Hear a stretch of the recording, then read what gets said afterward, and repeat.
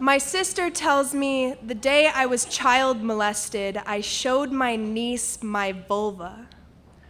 I guess this is just how I communicate now. The easiest way to open a body is with your finger.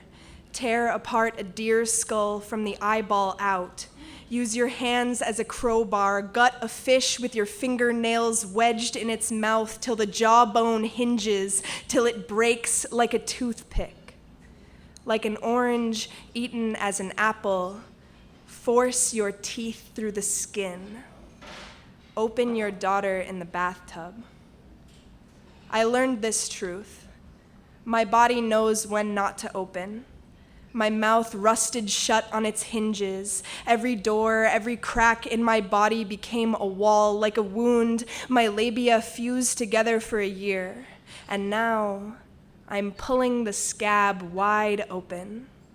I find myself craving all kinds of being torn apart. My therapist says sex is a way of holding yourself. I find myself held, swaddled even, in jackets, in t-shirts, in bed sheets, in quilts, but especially in hands, on my wrist, on my chest, or a red print on my cheek that lingers like a scar. My therapist says sex is a way of holding yourself. Like every body I touch becomes myself. I hold myself with my girlfriend's hands. I convince myself the only one touching me is me, like a marionette doll. The air is thick with strings. If I say yes, it is myself. Everything myself. I hold myself, I touch myself, and if everyone is myself, I'll never feel my mother instead of my own fingers. I carved the deer, and it is myself. I don't feel the blood.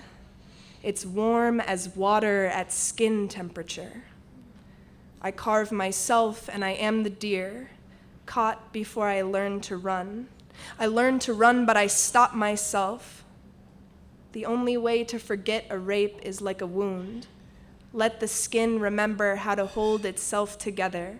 My body got so used to being held open, I needed something to replace it. When my mother left, it was sudden, like pulling a knife from a wound. My therapist tells me, you're looking for a mother in every bed.